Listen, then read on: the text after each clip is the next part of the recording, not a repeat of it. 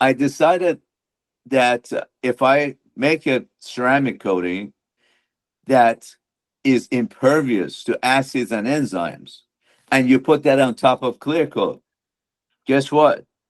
Those acids can't penetrate to damage clear coat anymore. Everything comes in contact with the top layer. Mhm. So I started working with it from 2004 to 2008. I modified the polymers, changed the formulas, changed the structures, chemical structures, till in 2008, finally we came out with our first commercial ceramic coating, and we only sold it to professionals because if this product wasn't applied correctly and misapplied, you could only remove it with polishing.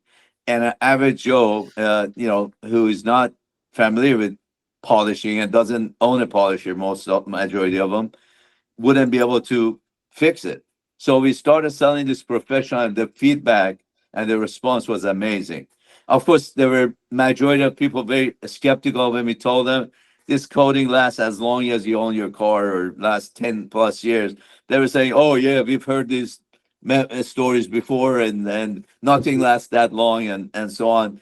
But then 10 years later, they were saying, we still see those cars that we did 10 years ago still holding up, and the Mhm. code is still performing. Hi, friends. Welcome to the Opti-Coat podcast, where we share stories from detailing professionals and highlight cutting edge products, techniques, and tools that'll help your detailing to accelerate into the future. Wherever you're listening or watching this podcast, please follow, like, subscribe, and share with a friend. I hope you enjoy the conversation.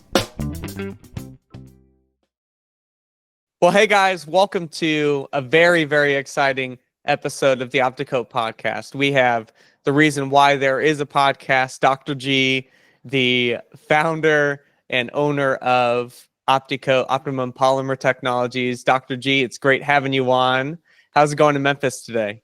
It's going great, and appreciate you inviting me on your great podcast. I've been listening to the past several podcasts, and I love the discussion you all had with Anthony Fisher at the Rag Mhm. Company, with Yvonne Martin from IKEA Sprayers, with Rune, and several others. And I appreciate that you all doing this. I mean, you're doing this on your own. We had no involvement or knowledge of it. I didn't know till after you started, posting these and watch some. So it's been great source of information for our customers and people in general. And also, I've been enjoying listening to it, watching you guys on your podcast. But I really appreciate what you're doing for us. Well, we can't get a better compliment than that. So we really appreciate it. We really appreciate all of the things that you've done for the industry, the products that you've come out with. There's so many areas that we'd love to cover, from being a business owner in the detailing industry to looking at trends to um, being an innovator and setting trends. So what we love to do at the beginning of every episode is we love to ask our guests to go back as far as they want and tell us, how did you get into the automotive world, into the detailing world, and how has that brought you to where you are now? Well, I don't want to start in the middle. If you don't mind, I'll start from the very early age of Great. how I got into chemistry and chemical Mhm. work. And it was really when I was 15. I was going to high school in Tehran, Iran. And that's when I had my first chemistry class. And I had so much fun with it, and enjoyed it so much that I bought my own chemistry set. So I'm 65. So that means I've been doing chemistry and reactions, and had my own chemistry set since 50 years ago. And when I turned 16, I came to moved to Los Angeles, and started and did my last year of high school there. Uh, High school called Don Bosco Technical Institute, was a great school, and I got my diploma, a high school diploma at the age of 17, and I took some more chemistry there. And then I started college, and then it was all general chemistry, and then or analytical chemistry. And I remember my analytical chemistry, who was about 65 years old, about my age then. And when I took my class with him, he said, "You're the best chemistry student I've ever had," and he had had many because of his age. So I love chemistry, and from Pasadena City College, where I did my, my first 2 years, couple of years. I went to UC Santa Barbara, which was a beautiful campus, right on the ocean. You could see the ocean from the library or from most buildings on campus, and I loved my organic chemistry teacher, Bruce Rickborn. He was amazing. This guy, when he came into the classroom was, everybody was talking over everybody. And as soon as he put the chalk onto the board, the place was so quiet. You could hear a pin drop. And he could call everybody by their name. So even my name, which most people don't even want to, experiment with, he would Mm-hmm. say, Mr. Ghodoussi, can you answer this question? And it puts you out on the spot. Miss Jones and Mr. Clark, and he just knew everybody's name. It's amazing to me today, and he was so good that fell in love with organic chemistry and got involved into organic and polymer. At the time before then, while I was in college in Pasadena, I forgot to mention, I was also working in a chemistry lab, a company called Maintex in El Monte, California, which is near Los Angeles. And we made chemical products for cleaning and all kinds of additives and cleaners and all that for the industry, mostly industrial products. So I learned a lot of chemistry from. I had a boss who was from Turkey. His name was Murat Erdogan. Great guy. He taught me a lot there. And by the way, I wasn't always just doing chemistry. At night, I worked in a restaurant and a bar, and I was bartender there at the age of 18 till I was There you 20. So go. for Yeah. 2 years, I was tending a bar, serving beer, Mm-hmm. having beer, and I gotta tell this story. So one of the I met a lot of great people. So I was serving beer when I was not even I was underage. I wasn't even legal to serve Right. beer in California at the time. And Mm-hmm. we had a lot of great customers come to the bar, and met really interesting people during that time. One of them was a narcotics officer in NARC, and he Okay. looked like any of you ever watched Serpico with Al Pacino. This guy looked like him. He had a mustache, leather jacket. He didn't look like a cop, of course, Yeah. because he was undercover. Mm-hmm. And one day he was standing at the bar, and we said, "So do you arrest people for having, weed?"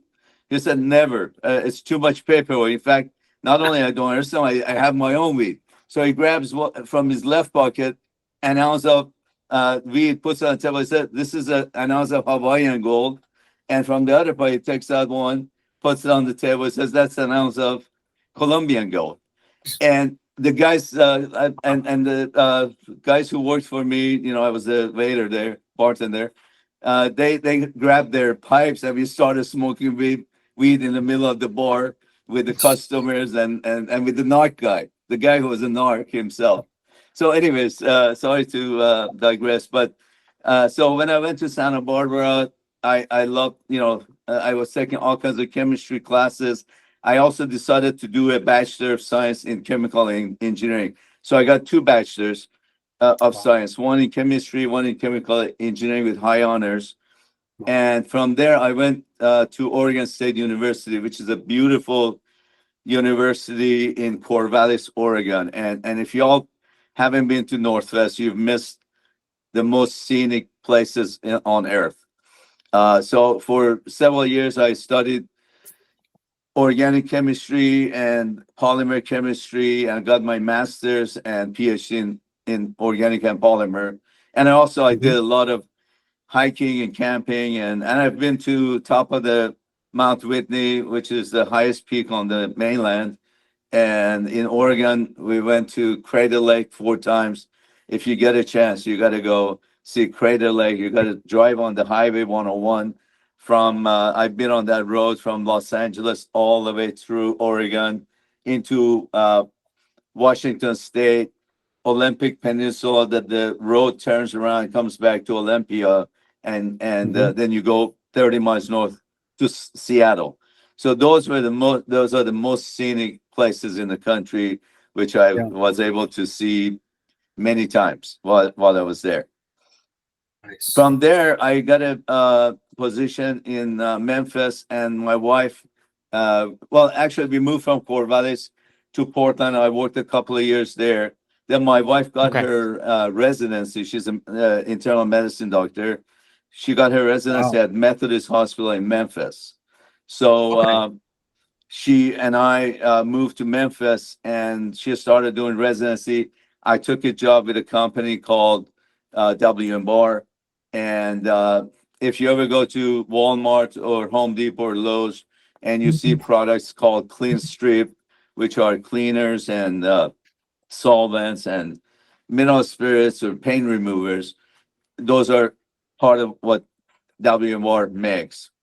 And I was in charge. I was put in charge because of my background in polymer chemistry and organic chemistry. They put me in charge of all the clear coat formulations, which we were making products for DuPont, PPG, Axel Nobel, Sherwin-Williams, Cortals, and a few others.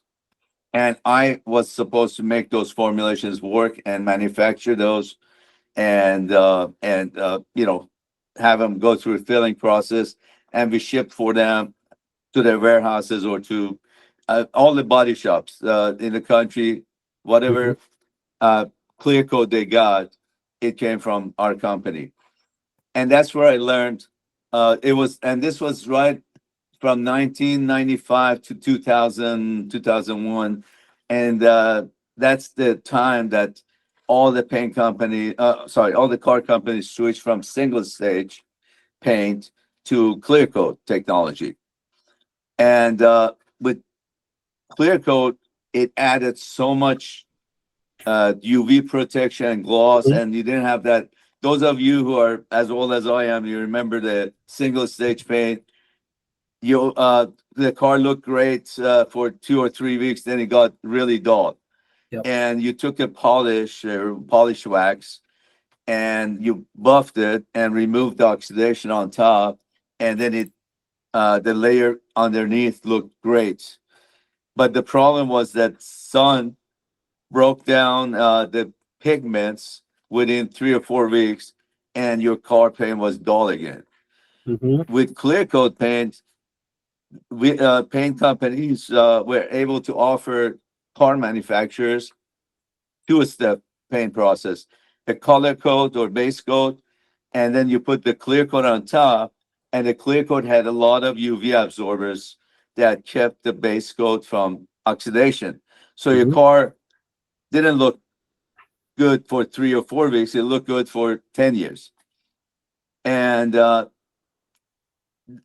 at that time, while I was, working with this and I learned everything there is to know about clear coat, and learned, what the best UV absorbers or UV blockers are.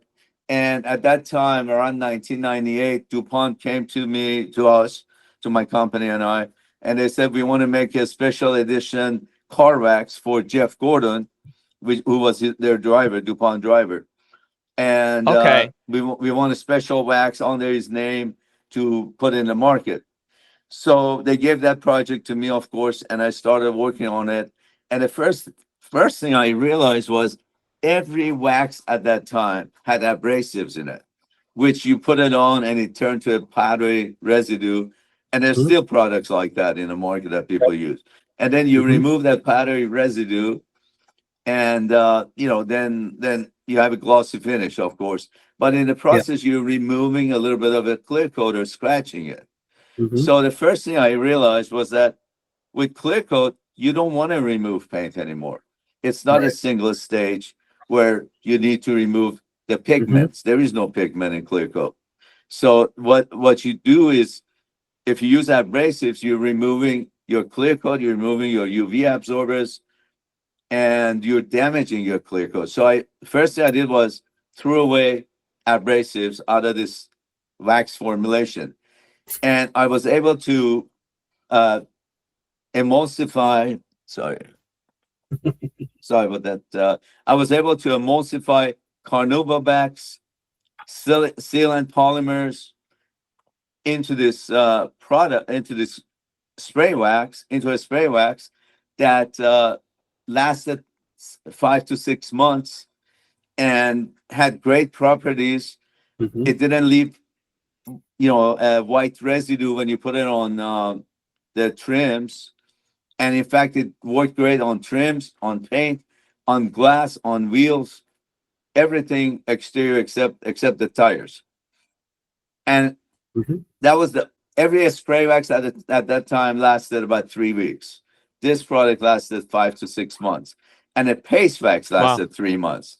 So I had a spray wax that lasted longer than a paste wax, no abrasive, no damage, no white residue on the trims, and I presented it to DuPont, and they, the marketing guys and everybody looked at this and that, and they finally decided they don't want to do this wax or any wax. Oh, They dropped the project. I said, okay, can I keep that for me? They said, sure, have that. It's yours. So I took wow. that formula. That was 2001, Mm-hmm. and I talked to at that time with one of my buddies in at DuPont, and I said, yeah, I got this spray wax, and I want you guys to test it and all. He said, do you think you can incorporate UV absorbers into your spray wax? I said, that's a great idea. And I went to work into the lab, my own lab at the time, and started working with it. And I took the same UV system that's in factory clear coat, which is a combination of uh, benzoyl triazole. Usually people use 10 1130, and also hindered amine lysis stabilizers, which is called also HALS for short. And that was 10 2092, 292. These were coming from Ciba Geigy, a company in Europe. So I took those and I was able to emulsify those into the wax. And this wax, when you put it on and you put 3 layers after, one every week, that UV absorber has started taking the UV light and radiating it in visible light.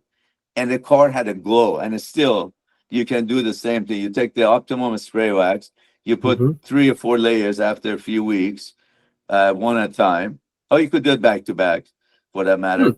And that car starts glowing because of the UV absorbers. And the other thing is about the UV system in clear coat. UV that is used in clear coat has a half life of 5 years. What that means is after 5 years, 50% of your UV absorbers become break down and are not there anymore. Yep. And then after 10 years, 75% is inert and doesn't work anymore. So you're down to 25%. So the UV in the paint is not permanent. And when you Right. use the Optimum spray wax and you put it on, it adds UV into the Ford did a study and showed that, and they got 2 patents on it, that the UV actually penetrates into clear coat.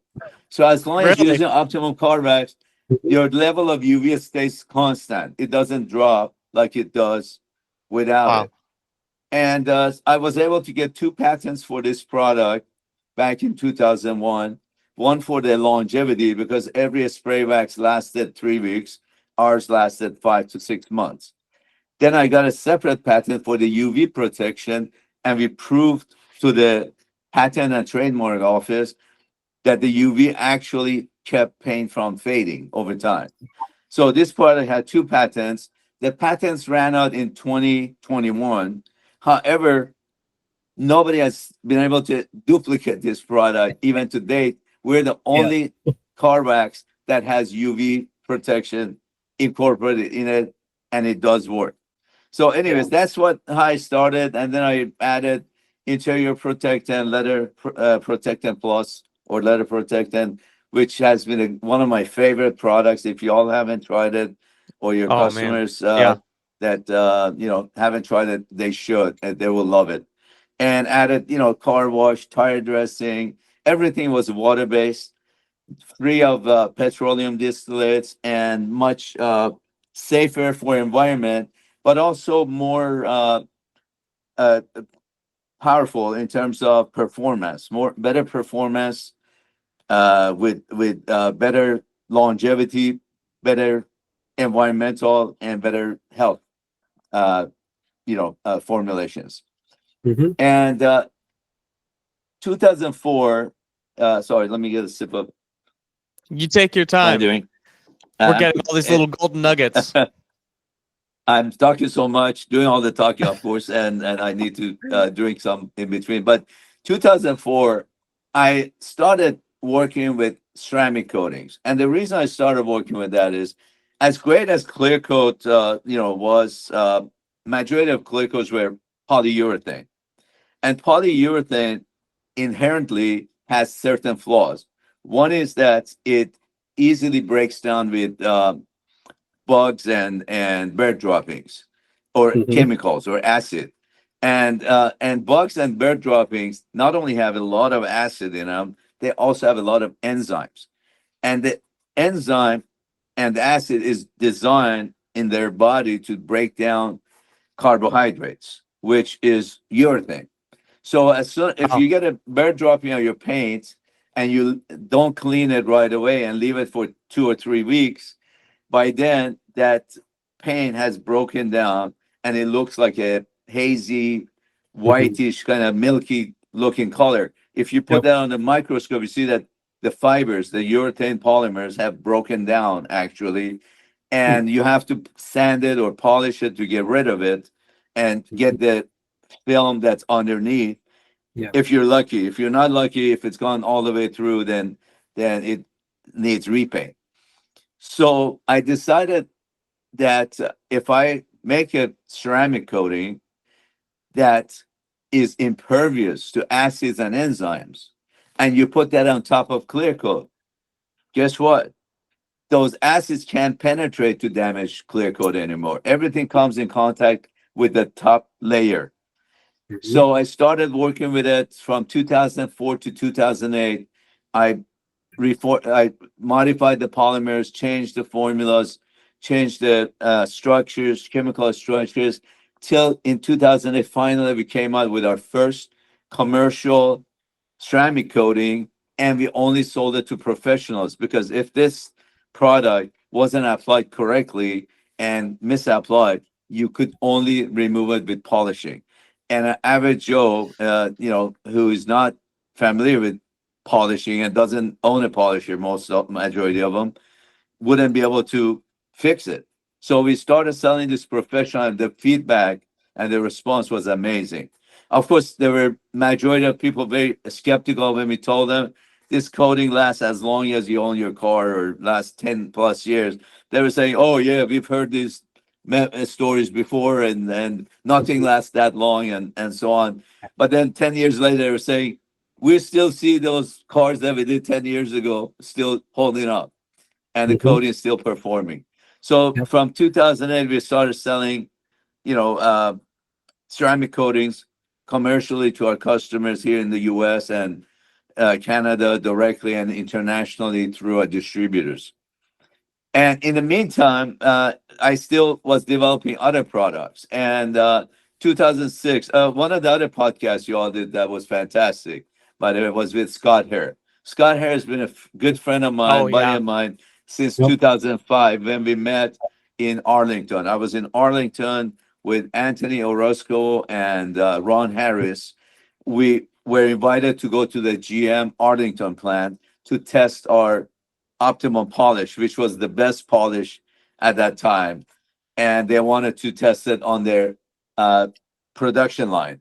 So the production line, the way it works is this: this is where they make Yukon and Denali's, and also Escalades, Cadillac Escalades, and Hmm. large cars. And these cars as they come out of the paint booth, there's always dirt nip. No matter how clean they keep their plant, there's going to be dirt nips here and there. And the car comes to the paint booth. It's a great thing to watch if you ever get a chance to do a plant visit on one of the car manufacturing places.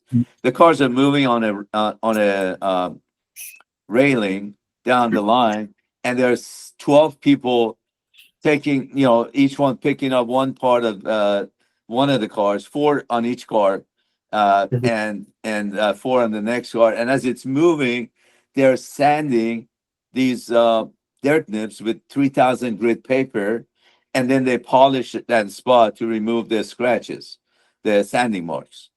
And if they can't fix it, they send it for repaint. But 95% they fix it as it's moving down the line. They get all the dirt nips out, and it goes to the next stage of the process. So I was there with Ron and Anthony, and we started testing our polish on the line with the guys who were doing the finessing process, is what they call it. And we had great success. In fact, we were supplying them, and also Corvette plant in Bowling Green, Kentucky. I've been to the uh, Corvette plant probably at least half a dozen times, working with their engineers, working with the people on the finesse line, and I've been to Honda plants in Canada, other at least Ford plants, and it's a great treat. If you all ever get a chance to do a plant visit, definitely do that. You'll enjoy it so much. So 2005, I met Scott, and he told me that he uses this product called Protect All, as he mentioned in the podcast, and I was very intrigued. And I said, I told Scott, "Are you happy with the product?" He says, "Yeah, it's good, but it streaks and it has issues." I said, "Okay, let me put together a sample and send it to you, and then you can give me feedback, and I go modify it if it doesn't work the way you want." So I sent him a sample, and he calls me the day after he receives it. Says, "This thing is so great. Can I buy a gallon of it?" I said, "I can't make it. I mean, we have to set up the plant, get raw materials, and get labels and all that. It's going to take me, this was like September of 2005. And I said, I'll make you some more samples. So I made him samples in the lab, shipped it to him. And then I said, well, let's send it to a couple other people that were using also this Protectol product. And that product was designed for RVs. It didn't really work for clear coat or, in general. It wasn't it was very limited usage product. And mostly people who had RV or boats use that product. So I sent the sample to a couple other people who were familiar with the Protect, and they were mobile detailers like Scott, didn't have a shop, didn't, and they were restricted. One was in Seattle, and Scott, he cannot put anything in storm drain. Which, by the way, it's illegal to put anything in storm drain since 1973 with the Clean Water Act. So people who dump all this soap into the storm drain, they're doing it illegally, and also they're putting that in the drinking water, which hopefully wouldn't affect the water taste. But you're putting soap into your own drinking water every time you wash soap into the storm drains. So I sent them the samples to a couple other guys. They said the same thing as Scott. They said this is so far better than the Protectol product, and we want to buy it. So we started making it in 2006, and it's been what a huge product for us. We sell at least $1 million of Norris on Amazon every year, and we ship it all over the world. And there's some countries like Poland, everybody knows Norris, and they use it for their not just their cars, their home. And that's the one thing we learned over time. Scott was the first one, he said this is a great glass cleaner, both inside and outside, no streaking. Actually, it's the only glass cleaner that leaves a glossy finish and makes the glass shine. So it's clean and shine glass. And uh, at 6 ounce to a gallon, it has so many uses. And we've learned that you can clean your stainless steel appliances at home. You can clean your granite countertops, things that streak like crazy with Yeah. most cleaners. You can Yeah. clean your hardwood floors. You can clean your tile floors. You can clean your bathroom, shower doors, Mm-hmm. because it actually keeps the soap scum from sticking to it, makes it Mm-hmm. easier to clean subsequently. You Yep. can use it for mirrors, of course, same as glass. It doesn't streak, so it leaves a glossy, clear film. For cars, you can use it for cleaning of course, all the exterior surface, glass, paint, Mm-hmm. wheels, trims, all of that, except tire. And you can use it on the interior headliner. If you have any kind of stain, you just use your dampened one to, and we made it as concentrated as possible. So people only need 1 ounce in 2 gallons of water, which is 1 to 256. Yeah. And Yeah. soap, you had to put 4 ounce in a gallon of water or 2 gallons of water. So this is about the most economical product also. And Mm-hmm. we try to make it as concentrated as possible so that Yeah. people don't have to buy lots of water when they order products. And a Mm-hmm. gallon lasts them for years, and a 32 ounce lasts them at least 2 years. I'm talking for average consumer. Yeah.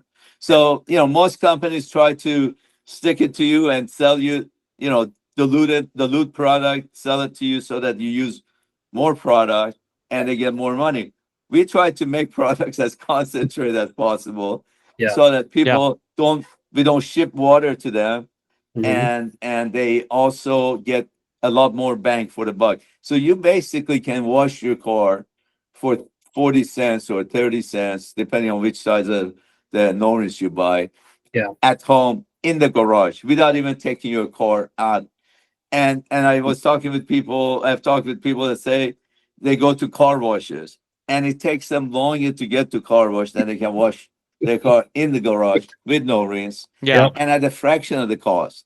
And it takes 20 minutes. So Yep. not only the product saves lots of money, saves the environment, but it Mm-hmm. also saves you time. So instead of spending 50 minutes to an hour to wash your car, rinse it, and then Yeah. dry it off, you wash your car in 20 minutes in the Mm-hmm. garage or in the driveway, and wash and dry, and you're done in 20 minutes at a fraction of cost. Yep. The other huge benefit of no resist, of course, you save water. We've saved over 1 billion gallons of water since Mm-hmm. 2006 up until now, based on how much no rinse we've manufactured and sold. Mm-hmm. And that's drinking water that people are using to rinse their car. Yeah. And one other huge benefit is when you wash with soap, you have to rinse your whole car before you start drying. And if Right. it's a sunny day and a warm summer day, you're going to end up Mm-hmm. with lots of water spots all over your Yep. car, which on a black car looks horrible. Any car, any color looks horrible, but especially in black or dark colors. And you can't stop from that from happening, because by the time you get to the water, it's dry on most areas. With no rinse, first of all, you wash your car, and you can do one section at a time. If it's too hot, wash it and dry it. You can never do that with soap. Second Right. thing is, even if you wash your car, all of it, and rinse it, I'm sorry, and dry it, and some of the uh, minerals in water dries on your car, because of the power of encapsulation that no rinse has, it doesn't stick to paint. You can wipe it and it comes right off. So you'll Yep. never have water spots when you use no rinse, whereas with soap, you have water spots everywhere. And of course, soap is 100-year-old technology. McGuire's has started selling in 1908. So Yeah. you're comparing in 1900s technology with the latest polymer-based chemical. And Noris is also is the only rinseless wash in the market. Up until 2019, there were no other rinseless wash. Nobody could duplicate ours. In 2019, from 2018 to 2019, I was in a hospital, and actually, when I got admitted in 2018, in March of 2018, the doctors told me you have 6 months to live, and my wife was, Wow. of course, internist. She was with Wow. me in the hospital, staying in the hospital, took time off from her work, and was not only watching me, but also the hospital that I stayed was where she did her residency. Oh, So Okay. wow. the Wow. people who ran the hospital did their residency with her, so she knew all of them, and they would come and visit me in my room. And the residents that were coming to me, she would tell them what to do and what not to do because she knew a lot more about Right. medicine than they did. So so for 6 months they gave me 6 rounds of chemo Wow. and some radiation, and it didn't work whatsoever. Wow. And they told me the only and my wife knew all this already, and they said the best place is in Los Angeles. There's a place called City of Hope, which is the best cancer center in the world. City of Okay. Hope in Duarte, Los Angeles. They moved me there. I couldn't walk. I lost 40 pounds, so I was 130 pounds Wow. in my weight, and I had to use a walker or on a wheelchair. And I Wow. go to the hospital in Los Angeles, and it took 4 months before I got the treatment that they had, which was approved in June. They approved me in July to get it, and it's called CAR T, where they took my own T cells, modified it with Mhm. another chemical group, put it back in my body after 3 weeks, and that fought the cancer cells. And Wow. I had to wait till December to get this treatment because I had about 10 different infections at the time. I had infection in my port on my arm. I had infection in my lungs. I had kidney failure. I had infection in my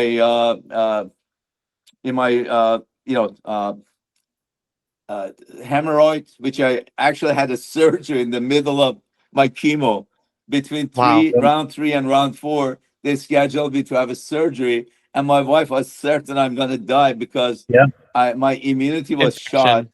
due Mhm. to chemo, Yeah. and my platelet, which stops your bleeding, was below 10,000, and normal minimum is 100,000. So she was sure that I'm not going to Mhm. come out of the surgery alive. I did come out a lot alive, and it was uh, outpatient surgery. So I went home after the surgery, Mhm. and that time it was about June, and one of our partner companies is VP Racing, and they had a meeting the next day with AutoZone to put our products, which we make for them, in AutoZone.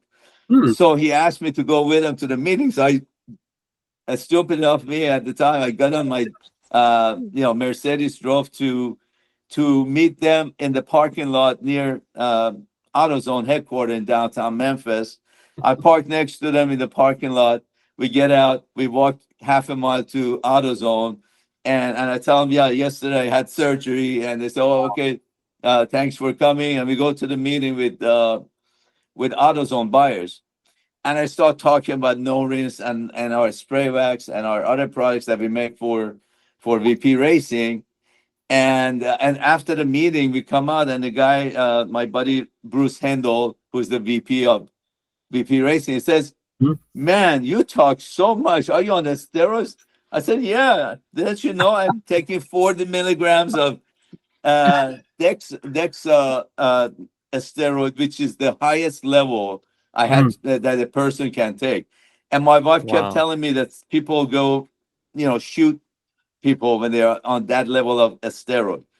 And what it did was kept me up all night. So middle of the night, 2 o'clock in the morning, I was shopping on eBay, and I also found a new building for us while I was in hospital because we had no more space. We had Wow. run out of Yeah. space. So I bought a building while I was in the hospital, Wow. and the building had all kinds of issues. We had to redo the roof, which Mhm. cost over $1 million, and the asphalt and all that. I didn't do inspections or anything because Yeah. I was on steroid. But the building is where we are, and it's a great building, by the way. It was a great investment. The Yeah. value tripled Wow. within the within 5 years of when we bought it and we moved in here. And I drew the map of how I want the offices, which is my office here and everything else. I drew it on a paper and gave it to my contractor because I was in Los Angeles while they were doing that work. So, anyways, I digress too much. Sorry. Back to No, we not were at talking all. about no-rinse, and it was about okay, up until 2019. No other company was able to duplicate no-rinse, even though it had been in the market for 13 years. But while I was in hospital in Los Angeles, some of my scrupulous employees, which I trusted fully at the time, I didn't even have non-compete or non-disclosure agreements with them. That's how much I trusted them. They started stealing my formulas. Then, they started trying to take the company over, calling themselves acting CEO. And when I came back from the hospital, even though I was, you know, after in December to March, I was in rehab to gain Okay. my weight back, and I was barely walking when I got back here. And they were so upset that I'm, taking over the company again, and they decided to leave and go create their own companies. They stole the formulation, they stole our whole program, and they went and duplicated. And they also stole many of our customers by lying to them that David is about to die. The company is going under. So some of these people bought into it and believed it and jumped. And majority of them said, no, we stick with Opti-Coat and Optimum. And so these guys, and that's when, other rinseless washes came to the market. 2019 was the first one. One of our people that I actually were friends with, they hired one of my ex-employees who had access and had copies of my formulations, helped them develop the first rinseless wash outside of no rinse in 2019. Then other companies started coming out with it, and two companies formed based on our technology and our information and all that. And the funny thing is, these guys, every time they make a video, they say the no-rinse from 2019 was the best. And guess what? The reason they said that is because the formula they stole is from 2019. And they have no Yeah. chemistry background, so they can't change the formula or make it better. So they're stuck in 2019, where we have come to in 21, 23, and 25 being came up with version 4, version 5, version 6, in that order. And each time the product has performed so much better than the one before. But they keep saying 2019 was the best formula because that's what they're Right. stuck with. That makes sense now because I keep hearing version 3 of O&R was the best. Version 3 was the best. 4, they Right. cheapened it, it got worse, and all that nonsense. And the funny thing is, people are not stupid, they're smart. They take our version 5 or version 6 compared to version 3 that they have or they had when they bought the new one. And sorry about that. And then they realized, hey, that's all nonsense what these guys are saying, and there must be a different reason, which is the exactly what I just explained. And the other thing about their copied formulation is that none of them have the power to encapsulate dirt. We've shown that in lab experiments, but people don't need to see lab experiments. All they need to do is look at their bucket when they use our no rinse versus all these other rinseless washes. In our bucket, all the dirt goes to the bottom of the bucket and the water stays clear. That's why you can wash your car with 2 gallons of water. If that dirt is floating, you're putting that dirty water on your car every time. Right. So the whole concept and the whole technology of no rinse requires to take the dirt out of the solution. And if you're not able to do that, then you're putting dirty water on your car, and that's not a rinseless wash. That's a soap. Soap, that's what it does. You have to have 2 buckets, one clear water, because the dirty water, the dirt is even you put 4 grit guards instead of 1 or 2, the dirt is still floats to the top. Right. With no rinse, you don't even need great God, but if you put one, the Yeah. dirt is underneath, and it's so heavy because it's all encapsulated. It doesn't come up. You have to really mix it with a mixer or something to get the dirt floating back in the solution.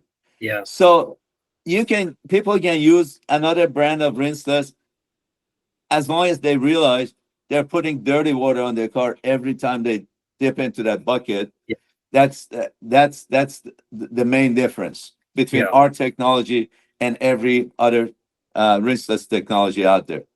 Yeah. So, anyways, along the way, we came up with a lot of other products. Every year, we added 3 or 4. We have the most complete line of products right now, and we don't have any duplicate products. So we have one compound, one polish, one wax, one cleaner, one wheel cleaner, one all-purpose cleaner, one interior protectant, and so on. We don't duplicate products like some companies that have 10 different waxes, and you always wonder, and they recommend you can use number 23 or number 28 or number 52. We don't want to confuse our customers, so we give them one product. Right. And if the product doesn't work, guess what? This guy has to go in the lab fix it. So Yeah. every once in a while, people call me or tell me or tell Don or our team. They say there's a product that works better, and I don't like hearing that. 3 years ago, my buddy Marcin in Poland, he said another brand of compound is working better than your hyper compound, and a spray compound works 100 times better than a paste compound. The reason is when you spray, you cover the whole pad, 90% of the pad. But when you use a paste, you put 5 or 6 drops on it. Yep. Only those drops are doing the cutting. So you Right. have to move your polisher around, and you have to Yep. spend more time to get those few spots doing the Yep. cutting. Whereas with a spray, you put minimal product, which doesn't load up the pad, and it covers the whole pad, and you get much better result, and you're also not dry buffing. And the reason I came out with hyper polish 2008, from 2006 to 2008, I was working with a gentleman called Jim Jenkins at General Motors headquarters in Detroit, and the building was massive. It was 4 blocks long on each side. I don't know how many acres, square acres how many acres that building was. And when we were testing our polish, that he kept having, he would put a few drops on his pad. He would polish this jet black panel, puts it on there 5 million lumens, and it was hazy. And he says, your polish is making it hazy. And after a couple of rounds of doing it, I said, Jim, this is not the polish causing haze. It's the dry pad causing the haze. And as long as you don't put my polish on the whole pad, you're going to have dry, hazing issues. So I called them a few days later. I said, are you open to trying a spray polish? Because on a spray, you can cover the pad completely and you're not dry buffing anymore. He said, sure, if you think that's, going to make a difference. I said, absolutely. So a couple of months later, after I made a few samples and we tested it in-house, I went up to Detroit, met with Jim, and I had to hide the product in my pocket. It said they don't let you bring it in. So we hit it, took it, and they leave your cell phones, leave your belts, Okay. because if you're walking, anytime we went to a car plant, you have to take your belts, actually cover it. You cover it with something because they don't want you to touch the car and scratch it with your belt or something. And they take your phones because they don't want you to take pictures of their process. It's all, very, secret. So anyways, Jim, he tries the spray polish, puts it on the pad, couple of sprays, polish the panel, puts it under the light. Perfect. Removed all the scratches, the sanding marks, no hazing.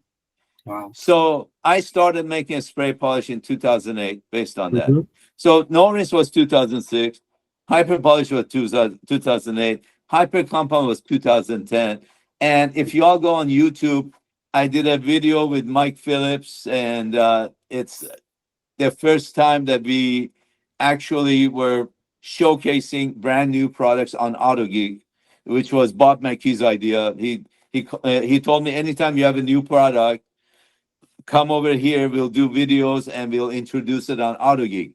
So right when he told me that, I thought I got two products, a hyper polish and a hyper comb. I said, bring it. So I flew to Stuart, Florida, Mhm. and went in the morning. So till lunch, we did a video for hyper polish, and then we had lunch, Bob and I, at a restaurant right on the ocean. And Mhm. then we came back, and in the afternoon we did a video, several takes, of course, for the hyper compound, and they put these at two separate videos, as if we were a few months apart, but it was done in the same day, of course.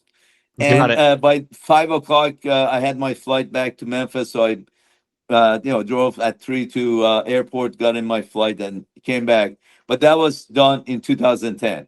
And if you go on YouTube and type hyper compound, Mike Phillips, my name, some keywords, it'll pull it up for you. And there are people that are claiming that they were the first one to make rinseless wash. They were the first ones to make hyper polish, and they don't even know how to make hyper compound. Nobody has figured how to make Yeah. large compound abrasive flow Mhm. through a sprayer. We Right. have the only spray compound. There are a couple of spray polishes. They don't work.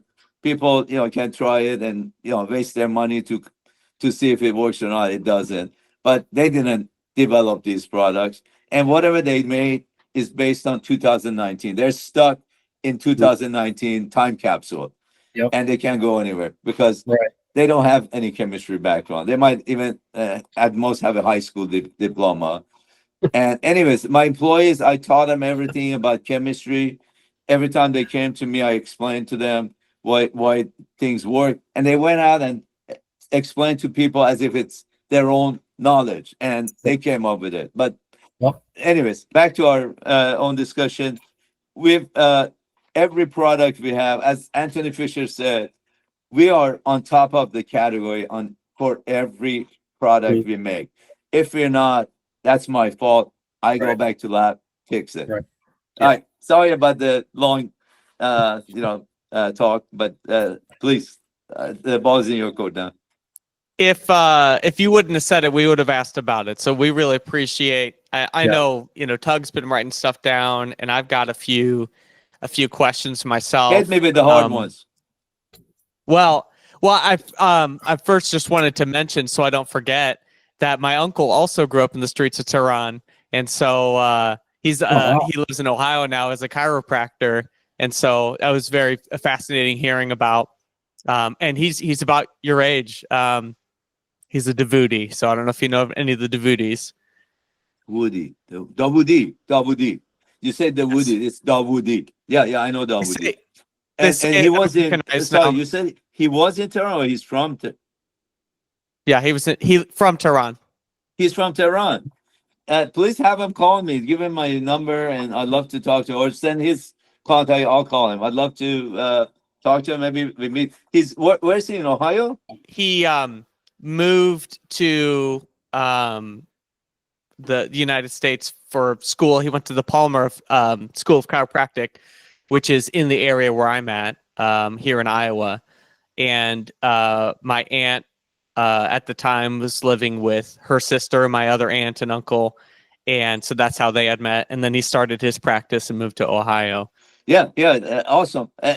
Funny, I was in Ohio Tuesday, and Okay. I bought a car from a buddy of mine, Paul Devers. He has a Mercedes dealership. It's called Van Devers. His dad owned it, then he took over, and I called him a few months ago. I told him I wanted. I thinking about buying a Maybach, and he said that I have one here, brand new, 2024. It's great, and I said I found one in Houston. It's a 2025. I don't want a 24. Maybach. So he said, let me buy it for you. So he bought it for me, took it to Ohio, and he's in Sylvania, which is right outside Toledo. I don't know how far that is from your uncle Okay. Ali. Okay. They're closer to the west side of Ohio. Oh, okay. He's Um, on. Yeah, they're on the. I think they're right near Detroit. So they oh, told me to okay. fly to Detroit, which I did on Tuesday. I flew to Detroit. They came and picked me up, took me to the dealership, and took me to this Lebanese restaurant called Beirut, which had an amazing food. We ate That's good. hummus. We ate baba ganoush. We ate shish kebab, dolmen, everything. So it was an My awesome dinner. Then I was planning to get on the road on Wednesday morning and drive from Sylvania, Ohio to Memphis. And I couldn't sleep. I was awake, so I started driving at midnight.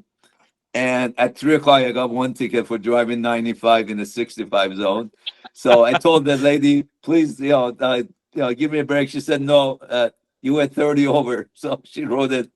And then I came all the way till I got to Nashville, and from Nashville to Memphis, I was the car was broken down already, and I wanted to put it to test. So I was doing between 100 and 120, made it in about an hour and a half, almost less than 2 hours from Nashville to Memphis. So I try to enjoy my life. By the way, That's good. I'm not much of I'm not a wuss. I like to push the limit if I can. So I Yeah. had a great time, and the car is in the shop. They're putting optical ceramic coatings covering both doors on each side, and they're putting PPF, fully wrapping it, and also then putting ceramic coating on top. And I've told the guys when I die, I want to be buried, in the car as like in a tomb. Lower it down. The car That's is right. so. When you guys come here, we'll go for a test drive. This car is something else in terms of Wow. comfort and luxury. I have never seen any. I've seen Rolls Royce. I've seen other Mercedes or other Mhm. car companies. This thing is just several layers above. Sorry, I digress again. But please tell Mr. W to call me or send me his call number. I'd love to talk to him and Sure. chat. I'll have to try and make Koresh Bodem June for you. See if you like how I make it. Which one? Fetzen June? Koresh Bodem June. Badem June. Badem June. I love Badem June. Sorry. Good. My wife makes a You great taught me how to Badem cook June. it. Have you Okay, tried good. Fetzen June? I don't know. It's a walnuts, pomegranates, and a little bit of sugar. That's all there is. Lots of walnut, lots of pomegranate sauce, and chicken. Sorry, chicken Chicken. cooked. I cook the chicken. I make the sauce, mix it together, add a little bit of sugar. Ask him about Fesenjun. The one I Okay. make, everybody says is better than any restaurant one that they Oh had. wow. And if you're here visiting us, I'll bring you some. We'll try Great. some. I love You too, the Tug. I lemon mean, I know apricot. Tug is on the side, not talking about both of you are invited to visit us in Memphis anytime. Sorry. Wonderful. Well, we thanks. I just wanted to mention that. With there are a few things that I'm curious about. The one that is well, two thoughts. One, my dad has a ceramic engineering degree from Iowa State University, and growing up, I didn't really think to ask him many questions about it. The level of science has always been above my head. Did not do well in chemistry. I tried, but my brain doesn't go there. But for the longest time, I never thought to ask questions about ceramics and getting into coatings. It's really obviously piqued my interest.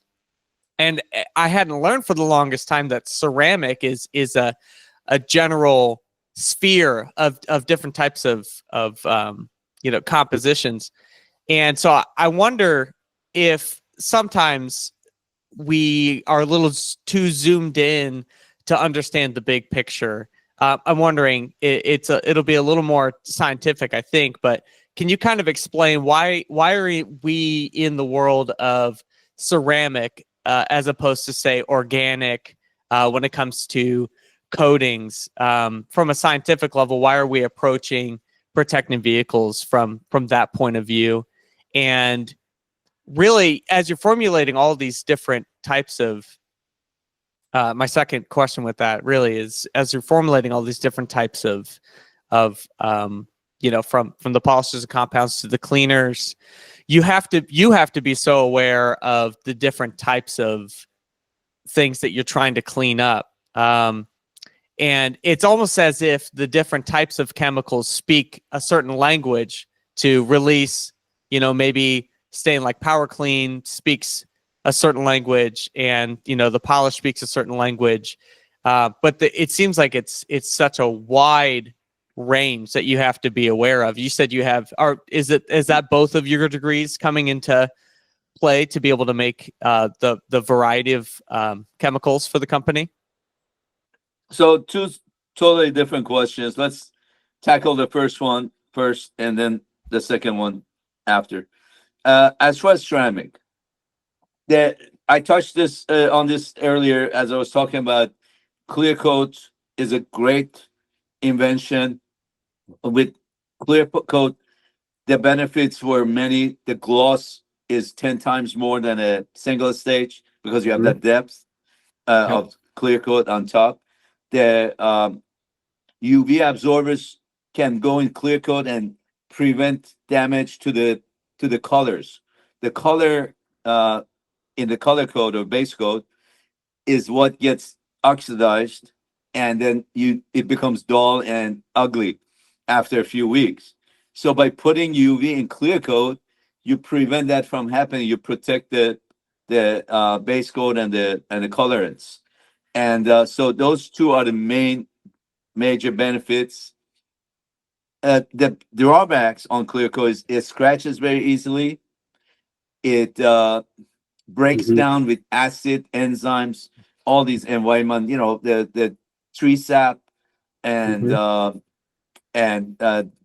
bug guts on your car every time you drive through a bug infested area, or bear dropping every time it falls on your car, starts breaking down.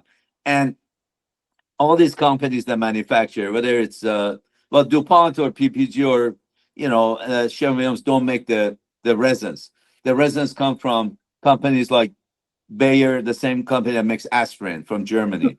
It comes from companies from Hools, which is owned by Arco Chemical Company, or Arco, same place you go get gas. So I worked with those chemists and with those companies, with Bayer, with so these are the suppliers to the paint company. DuPont has no idea how to make isocyanate.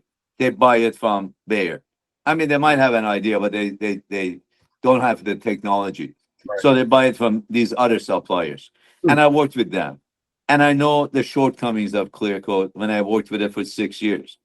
Ceramic, as I said earlier, is totally unaffected, impervious to acids, enzymes, or any other environmental chemical. And you don't need, it's hard to put a 2 mil or 3 mil ceramic on your car. It doesn't level right. But all you need is one layer of,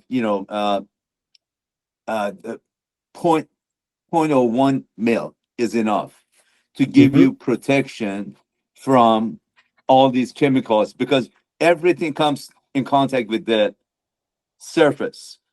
And by protecting the surface, nothing penetrates below. And that's what our ceramic coating does. And that's why I developed that to overcome the shortcomings of urethane and other clear coats that were in the industry. The other thing people don't realize is clear coat is at most 2 mils, which is very thin film, thinner than your hair.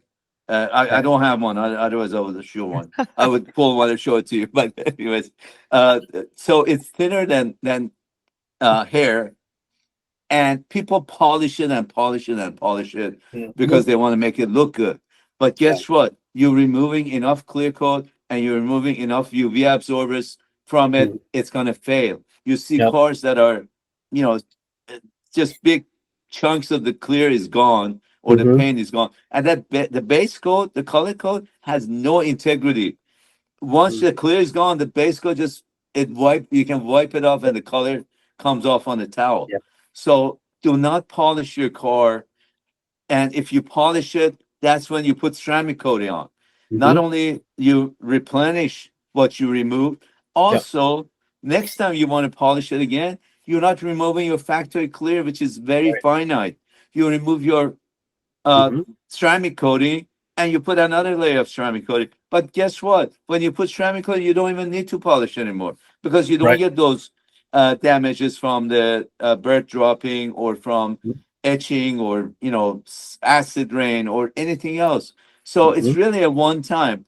Like I said, there are cars out there that were coated in 2010, Mhm. 2011, 2012, still have the same level of water, beading and protective properties that they had when it was applied. So that's So question with the one. Is clear there? coat, Sorry. yeah, with that, the clear coat's organic, you're saying, Right. and then the ceramic coating is ceramic. What you talked about going from a process of you have the urethanes, which have the UV inhibitors half life of 5 years. 5 years, Yes. and then you could use at the time you could use the spray wax still now, but you would use the spray wax. 4 layers of that would delay or completely stop the process of the Well, no, sorry. denaturing. Let me back up. One layer is all you need every five Okay. months. But if you put 3 layers, it will have a glow because it absorbs the UV in the UV range, emits an invisible light. So if you try putting 3 layers of a spray wax 3 consecutive days or 3 consecutive weeks, Mhm. after that, you're gonna see this glow from your car. Hmm. Try it. Let me Okay. know what you So think. hyperseal, or would OptiSeal do the same? No, no. The level, Hmm. the type of UV that we have in the spray wax is very different from anything else that we make. And and that is the same. I use the same UV that's in factory clear coat in the spray wax. Other Mhm. products have other UV absorbers, but this one, only the spray wax does Yeah. this, has this effect. Okay. Now, how is it possible that the ceramic coating you apply once and it stops the breakdown of the UVs in the clear coat? Well, it blocks the UV. The ceramic coating has its own UV. It blocks the UV, and also it makes the UV in your clear coat last longer by blocking the UV. That's what breaks down your UV absorbers. Is constant hitting Mhm. with UV light from the sun. Does that answer your Right. question? So the Absolutely. Yeah. uh, I just figured that installers and detailers, these are things that they're curious about. How can we really say it's going to, make aside from seeing the results, how can we tell the customer this is why this is so important? Just, wanting to give people as many great several things to say. reasons. Several reasons. First and foremost, it protects your factory clear from breaking down and aging and getting dingy or old looking after years. So after Mhm. several years, it protects it from UV damage. It protects it from chemical breakdown, etching and it's amazing. One thing that I've seen several videos over the years. The latest one was from Florin Ayosov, who has a great training center and shop in Spain, and he shows that on a on a car that he had ceramic coated, there was a bug. Sorry, there was a bird dropping. They washed the bird dropping after a week or so when the car came to them. There was a stain on the paint, and I've told them this, and we've said that to our customers, all our installers. Don't polish the stain. Just leave it in the sun, in the UV, in the sunlight. So Mhm. that's what he did. He left it 3 hours in the sun. The stain disappeared because UV breaks down the stain. If it was etched into the paint, there is no way it would go away. Yep. No matter how much, in fact, it makes it worse. Mhm. But with our ceramic coating, with Opti-Coat, it goes, it actually, that is a stain that goes away with Yep. UV light. And let me say something else too. I should have mentioned this. When we came up with ceramic coating in 2008, first of all, no other company in the US and in the whole continent offered ceramic coating. There were only a couple of companies besides us. One was Ceramic Pro, one was Car Pro. And 2011, Car Pro and Ceramic Pro started coming to US. And that's when we came up with the consumer version of products called Optical 2.0, Mhm. based on the people at Auto Geek, which I had close relationship with them, and with Bob Mackey, the owner. They said they're coming with a consumer version. CarPro is coming. You should have your own so that you can, take market share. And Mhm. everybody preferred ours Optical 2.0 to the CarPro one. Even though ours costs more, the performance was infinitely better. Mhm. And now, since 2013, slew of other brands of ceramic coating are in the market, and the majority of them are made by a company I know in Far East that sells to them, private label, puts their label on it. All their bottles look the same, all their technology is the same. None of them last more than a year, unless you put a booster or reapply the product. Within a Mhm. year and a half, it's gone. And now there's a company called B&B Blending that makes ceramic coating for everybody. You can order 20 bottles and they charge you, $10 a bottle. For Yeah. 200 bucks, they can make you ceramic coating. So you're going to see more Yep. and more brands of ceramic coating, like anybody and everybody. And it's all made by a few handful of companies. Mhm. The only company who makes our technology, which we developed in our own lab, which is SIC based, is Optimum and Optical. Optimum makes the product for Optical. Is how we work it. So our technology is so far Yeah. so much more superior to all these other companies that come from a handful of different private Yeah. label manufacturers. And our technology lasts the life of your car at least 10 years. We've had cars over 10 years, or as much as even 14 years since 2010. That Mhm. still the coating is performing the same as when it was applied. No other Mhm. product, no other company, no other ceramic coating comes even close. If they last 2 years, I'd say they got a great technology, because majority of them year and a half are gone, unless they all tell you put another layer every year or put a booster every 6 months. And some of them they require you to do 5 layers if you want 5 year warranty. With optical, you put one layer and that's all you need, and that gives you 10 plus years. Sorry, go ahead. Great. With what sets us apart, it's I know we use silicon carbide. Can you elaborate?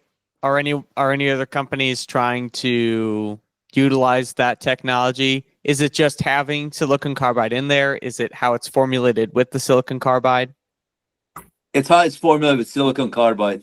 Every other brand is SiO2, and SiO2 breaks down with caustic solutions. So if you Mhm. take a product like Power Clean and you do 3 or 4 applications on a car that has SiO2, you remove it completely. So it doesn't Wow. even last a year. It lasts a few hours. With SiC, you can use Power Clean every day, Mhm. and nothing happens. It still performs the same year after year, no matter what chemical you use, as long as you don't use a paint remover, which remove your clear coat and your base coat also. And Right. in 2010, one of my buddies, David Fermani, he's another great detailer, just like Scott, Mhm. Absolutely. Yep. and good friend of mine. He's in Michigan, and I've met Mhm. him many times in trade shows and all that. It's at SEMA or in Florida before he moved to Mhm. Detroit. Not Detroit, but in Michigan. Mhm. And he did a test in 2010. He put our coating on half his car, and I asked him to put, back then everybody said Zano is the most longest life. I said, put some Zano on there, a couple of washes with Dawn, it's gone. So he put a coating on half of his brand new Ford, not Focus, it was Ford. I can't remember which model. Forrest? We were just talking with him about this. Yeah. Okay, yeah. I, Ford, what I was the can't Ford? remember. He didn't. I can't remember him saying Okay, Taurus, his but Ford it was Taurus. something like I that. think it was Taurus. And he coated with, he called me. He said, I want to do this test. I'm going to sand the whole paint, polish it, and I want to put your coating on half to see how it holds up. You say it lasts a long time. I said, I love that. Thank you for doing this test. By all means. I sent him a sample. He put it on half his car. He owned that car almost 2 years. He washed it with Dawn soap every week, and in the middle of the week he took it through a touchless car wash. After how many? That's 240 washes almost. The coating was still performing the same as day one when he applied it to his car. And when he did that test and shared it every 6 months online, we got everybody coming to us and saying, "We believe you now." Because everybody said, "Oh, this is a snake oil." I've heard this before. Nothing lasts more than a year. Not the best paste bag. And even they did that to me with our spray wax too. Oh, this thing is last 3 weeks. It doesn't work. And every time they tried, they would call me. In fact, that's what happened with Anthony Orozco. Anthony, somebody sent him a sample, said, give us a review online for it. And he put it on his car and said, it's so easy to apply. No way it's going to last more than a few days. Then 3 weeks or 4 weeks later, it was raining on his car, on his pickup truck, and the car was beating like crazy. You all seen the rain dance commercials from 2000, from 1978 or 1980. You too. I mean, that's before you guys were born, probably. But anyways, it showed water just bouncing, and the water was bouncing off of his hood. And he called me while it's raining. He said, "This thing is." That's the only thing we had on the car, and it's beating like crazy after a month. I said, "I told you it lasts 5 months." He said, "I believe you." And he started talking on Autopia was the big forum, and also there was not image, detailing board. I think it was detailing board that a couple of people I know were running that, and he put that on there, and everybody started buying Optimum car backs from us, and anyways, yeah, those are two things. These are examples of people were so skeptical with what we claim. And it's to the day when we tell people Norris does 30 different things. They said, no way. You said, try it. When they try it, they say, wow. When they try hyper compound or hyper polish, we get all these calls, wow. And we get the same with ceramic coating. A lot of wows in the past 20 years. Absolutely. Now, I think there's just another group of detailers that would argue they worry about putting something really hard and really tough on clear coat because they'll say that things need to expand and contract and paint shifts around and it'll affect the clear coat. What would you say about pro or any of the ceramic coatings I only say they that are don't made? they don't have any idea what they're talking about. I've worked with clear coat for 5.5, 6 years. They're telling me this expands and extracts more than a ceramic coating does. They have no idea. They have no idea. Ceramic coating on top of the clear coat. After 15 years, we've never had, or 18, 17 years, we've never had an issue of this type of fracturing. The only time I've seen fracturing of paint is when people are polishing and it gets so hot that you can't even touch the paint. It gets to about close to 200-degree Fahrenheit. And then you come back the next day and you see all these lines in the clear coat. And that's a fracturing of paint. That's the only time that people are, and I've seen people run their polishes so hot. And that's another advantage of a spray compound and spray polish. And also using our system, which uses waffle pads. we don't sell flat pads whatsoever because waffle breathe. I mean, allows to air to circulate, and all our pads are breathable, and the Velcro is breathable, and the backing plate has holes in it. The only thing that causes damage to clear coat is overheating it by polishing it like a madman, which I've seen polish it. Right. Detailers do. The ceramic coating, that's what they're saying about it, is too hard and it can't breathe and it can't expand and it can't shrink. Nonsense. Tell them they don't know what they're talking about. Coming from somebody who is a chemist and has developed and manufactured clear coat for several years. Well, we appreciate you clearing that up. As far as you asked earlier about your second question, I didn't forget you. That's about power clean and use the surface and all that. That's how I develop products. From when I started back in 2001, I developed products with the substrate in mind. If it's working on leather, then I look at all the factors that affect leather. And by the way, 99% of the leather used in automotive surfaces is coated with urethane. So you're not dealing with a naked or tan leather. You're dealing with a urethane, and therefore you have to treat it as urethane, not as a leather. And people, I've seen people who buy or companies who sell a lanolin based uh, wax for their leather seats, and the customer or the detailer takes that and puts it on a urethane coated leather, which is, like I said, 99 out of 100. And that thing cannot penetrate urethane. It sits on there. And when the customer sits on this chair, it ends up on their clothes and they slide off the seat because you put all this oil on a urethane.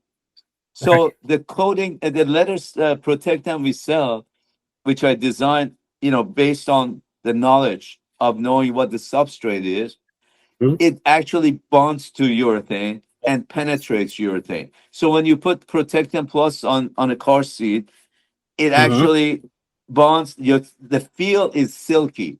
It's not oily. It's not like Armor All where you're adding silicone oil fluid onto your seats, and it's not like lanolin, lanolin that sits on top of it. It actually bonds and it lasts up to 6 months, and you don't slide off your seat, and it doesn't end up on your clothes. So every product, whether it's Power Clean, whether it's a wheel cleaner, whether it's Ferex, whether it's um, every product, Fabric Clean and Protect, which is one of our best products. And by the way, it works even better on leather seats. Even on my own car, I had pen, mark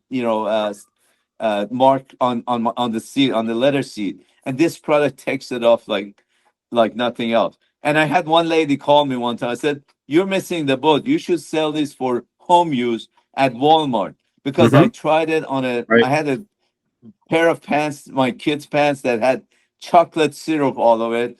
And instead of throwing it away, I threw it in the machine and put your product in it, and it came out clean as a whistle. So she said, "Why aren't you selling it at Walmart?" I said, "Listen, lady, we're not we're in the automotive segment. We're not going to be in the but by all means, use any of our products for your home use, whether it's Power Clean, especially Norris, whether it's Fabric Clean and Protect, whether it's leather protectant. You can use it on your leather couch. Same thing with Power Clean. You can use it on your leather couch, and I've used it many times. It cleans it, but it's a little bit aggressive, and you need to wipe it down with Norris afterwards. So that answers your question about Power Clean, I hope that you had. Definitely. I just think it's fascinating how there's one product, Power Clean, that you can dilute to different ratios and get different results with different types of materials. But also, there are so many companies that have, oh, well, you need something that's at, pH 11, pH 12 to attack this kind of stain. You need something that, is here to attack this kind of stain. And it's just fascinating to see how the Optimum line, one product will address many issues. Let me tell you the philosophy behind our products, which would shed light on this this concept you were talking about. We are not trying to do a get rich quick, get rich scheme.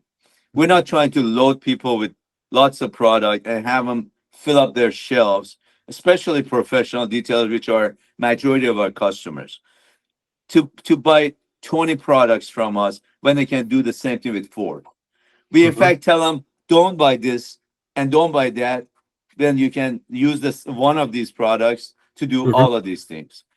We're trying to, you know, work with them long term, build long term relationship, and we are always available, whether it's Don or Jason or even Chastity and all, and myself. People call me all the time. They say, "Can I talk to David Ghodoussi?" They transfer to me. They don't ask him who you are or what you are about. They transfer to me right away, and I take the time to answer any and all their questions. If it's something, if it's that more relates to the formula, I take those myself. If it relates to detailing, I pass it to Don or Ron or Jason because they know much more about how to use the products. I know about the chemistry of what's in the product, but they know how to use it far better than I can because I haven't done this for a living. I've never done detailing as a professional, like a professional. I have just basic. I can do the basics. Right. So, anyways, you talk about Power Clean doing 5 or 6 things. Norris does 30. I mean, that product stands head and shoulders above every other product in the market. Yep. We call it Swiss Army knife of detailing products for good reasons. Yeah. I mean, how many companies would tell you buy a glass cleaner, buy a interior cleaner, buy a this cleaner, we tell them use Norris for all of these. The only time use Power Clean on the inside of your car is if it's too too dirty, or too oily, and Norris is not strong enough. And of course, as we always say, start with the least aggressive and then go to the next level. And because the more aggressive, the more damage it causes. So if you use Norris on your leather seats and the headliner and the door jambs, you cause zero damage. That product not only doesn't harm, it actually leaves a protective layer of polymer, which adds that little gloss that the window actually not only cleans it, shines it. There's no other glass cleaner that does that. So I don't subscribe to the philosophy of some kind of companies that they try to load you up with 5 products for the same application. I'm on the opposite end of the spectrum. We make the products as concentrated as possible so people don't pay for shipping water. Make it as healthy as possible so it's safe for the user and the environment, and we make it as versatile as possible so you can use one product for as many possibilities as you can. If it's 3, 4, 5, or 10, or 20, or 30, which is Norris, of course. So, anyways, Well, that's great, our and philosophy. that's why we're in love. Yeah, that's why we're in love with the products. We're trying to build a long-term relationship where our customers don't spend their money on junk, loading up their shelves with tens of products. A lot of detailers tell me that they put all their arsenal of chemicals in their trunk, and it's only a handful of products. They used to have 3 bins full of products to go do a detail. Now they have 1 bin that is half empty. And I want our customers, most of our customers, not only use our products, tell everybody about it. They go and they're the best ambassadors for us, and they tell their kids and even their grandkids. And some of them actually order products. They say, "Ship it to my kid because I want him to learn, how to maintain his car better." Yep. Well, I have more questions, but I've exhausted my my timeshare. I'm gonna let Tug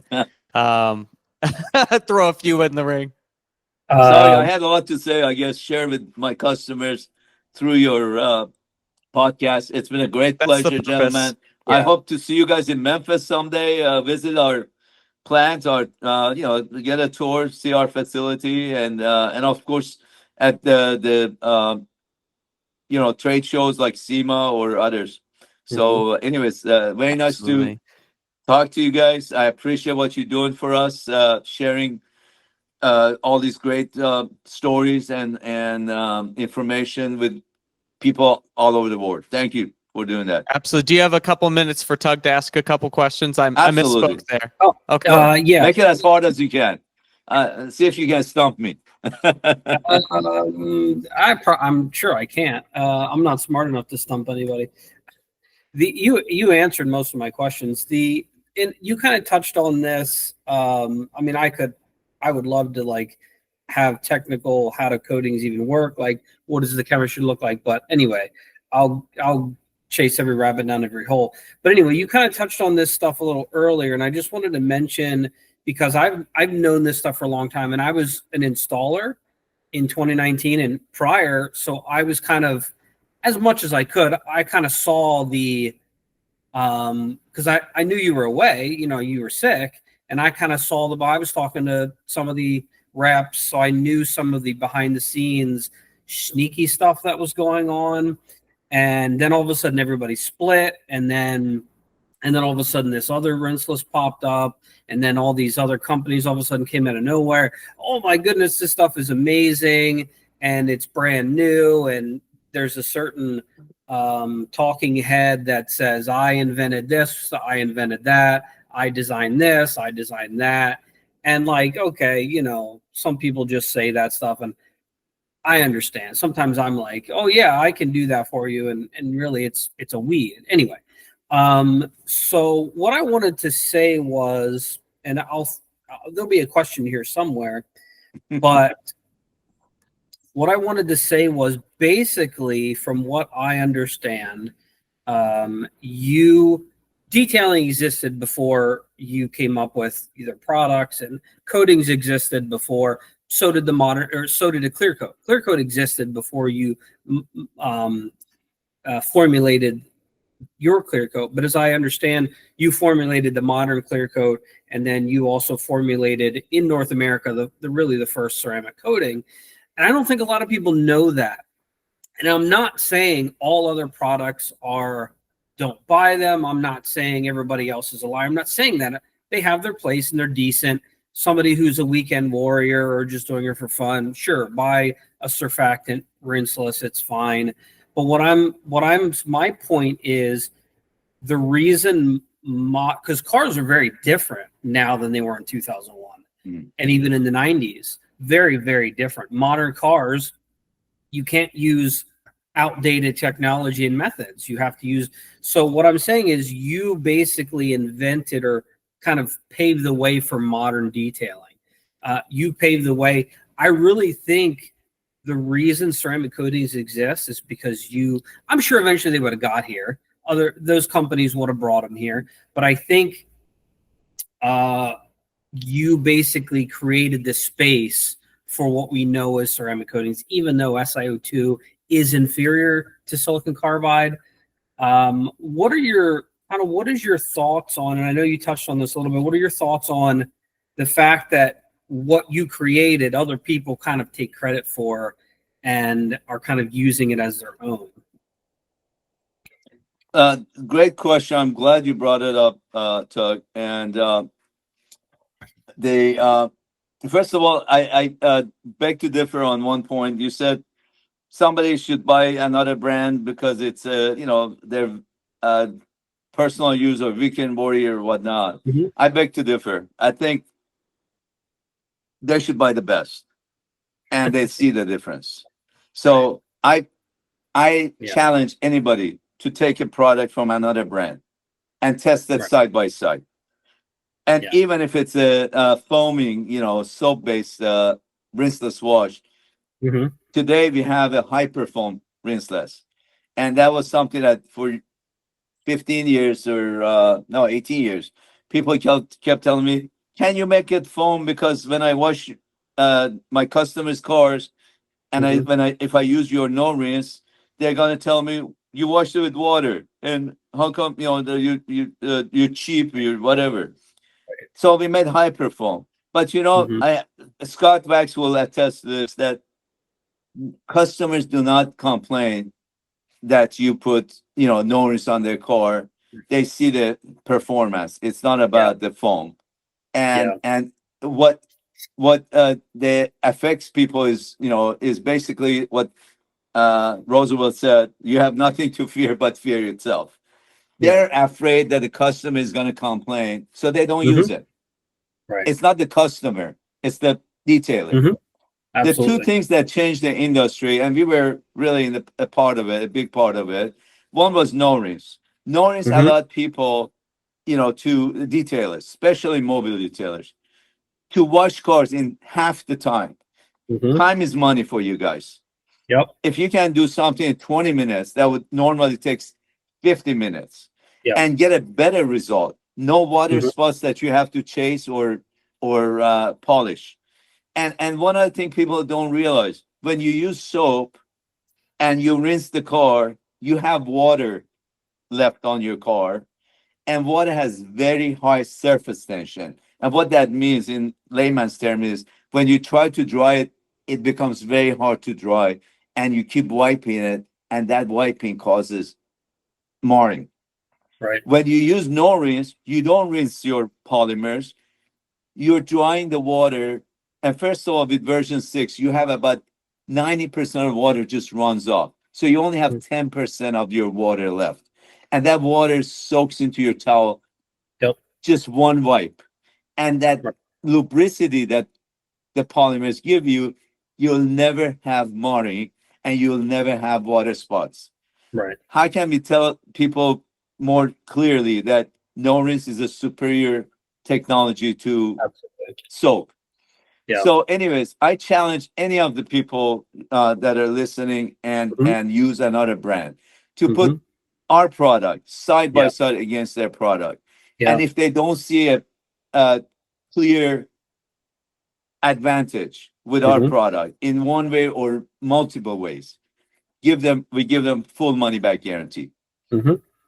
And Yeah. they can stay with the whatever brand they want, and they get to keep our product, and Yep. we send them their money back. Mhm. I guarantee you, every one of them will see multiple benefits when they Yeah. use our product, in terms of how many users it has, in terms of how easy it is to use, in terms of how better performance it has, and in terms of how safer it is. Yeah. So that's a challenge for them. As Yeah. far as ceramic coating, so no rinse help detailers make more money, almost double Mhm. their performance and income Right. overnight, by Right. being able to do two cars in the same amount of time they were doing one car. Right. The second thing we did that changed the way uh, detailers Mhm. make money and run their business was ceramic coating. Not Absolutely. only we were the first company in Mhm. 2008, and until 2013, we were the only company that was making ceramic coatings in the US and the Mhm. whole continent. Yeah. But also, we showed them how to set a minimum price Right. of Mm. $800 for putting ceramic coating. Yeah. At that time, detailers were charging $300, $400 for Right. a wax, and they were charging the same for ceramic coating. We said, Right. no, Right. you are not allowed to charge less than 800. So Yep. don't try to undercut your neighbor Right. by giving a cheaper price. First of Mhm. all, we don't put two people in the same area. They're Mhm. at least 10 miles away, 5 miles away from each other. Yeah. Secondly, we told them you cannot sell below $7.99. And Mhm. so many of them said, my customers will not pay $7.99. They're barely paying 400. We said, tell them I can put a coating that lasts over 5 years, charge $7.99 for it. Yeah. If they didn't pay it, we guarantee you they're gonna buy it from you. And guess what? Every one of them came back to me and they Yep. said, wow, I'm charging $7.99 for the same thing I was charging 400. That means I'm Yep. getting $400 more. My Mhm. profit margin is Yep. 500% Yep. all of a sudden because of the cost being so low. So they went from making 30,000 to 40,000 a year, kind of scraping, this barely keeping up with their bills, to making six-figure salaries now. Mm-hmm. Every detailer we work with is making close to six-figure or over 100,000. Mm-hmm. And every time we change the price, we raise their pricing. So we changed from $7.99 to $8.99, and right now for Pro is $9.99. And guess what? Majority of our customers sell lifetime warranty, which is $2,500. And in their wildest dreams, they never imagined getting $2,500 for 4 hours of work, labor, Yep. in their life before we started working with them. And the other thing is the customers love it. They come Right. back and tell them, this coating you put on my car makes it look better than this car was when I bought it in the showroom or any time in my life. Yeah. And it's performing so great. And guess what? I want you to do another car for me and another car. And I'm going to send you my cousin or my friend too. Mm-hmm. So that's the two things that we did for the detailing industry, whether Right. people realize it or not. Mm-hmm. Nomads double their income by saving them so much time and also money on their chemicals. Instead Mm-hmm. of buying glass cleaner, interior cleaner, Yep. wheel cleaner, whatever, leather cleaner, they use Nomads, and then they use it at home too, and threw away Windex and Yeah. Formula 409 and whatever else they were using at home. The second Right. thing was ceramic coating changed their lifestyle from being Yeah. just paying the bills and barely surviving to Yeah. being able to take vacations, go places, buy a house, send Yep. their kids to college. Yep. Absolutely. So I hope Yeah. that answers your question, Tug. What else you have? Stump me, please. Uh, um, where did the idea of a coating? I don't know if you touched on this. You might have. Where did I the did, idea, but yeah. I'll like, say again. It yeah, was, oh, sorry. Okay, there we go. Okay, the idea of coding was when I was manufacturing clear coat. I learned all the shortcomings of factory clear coat, which is a mostly yeah, polyurethane. There's polyester polyurethane, ether polyurethane. There is we use mainly Bayer uh, raw material, which was a HDI trimer, which is hexa uh, methylene diisocyanate trimer. We also use some IPDI, isoflurane as a cyanide trimer. And these are blend. They have, trimer, pentamer, heptamer, nanomer, and so on. And I studied all those. And I yeah. realized the shortcoming of clear coat, factory clear coat, is it doesn't Okay. hold up to acids, it doesn't hold up to enzymes, it doesn't hold up to tree sap, it doesn't hold up to acid rain. It has, and it scratches easily. Yeah. So how do we overcome these? We can either try to make an additive to put in the clear coat or spray a different kind of clear coat on the car, or we can just put simply take 1 hour, actually Mhm. half an hour, really, in most cases, of putting a ceramic coating on top that eliminates all these shortcomings, and that's what Opti-Coat Pro was. Yeah. Yeah. Where do you think coatings are going to go from here? Do you think they're going to keep getting better?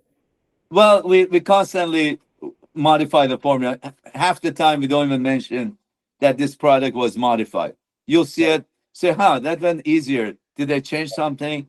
Or, wow, this one does even more, better scratch resistance, better Mhm. protection than before. Or sometimes people don't even notice it. But that Right. doesn't keep me from going and trying to improve Yeah. every day.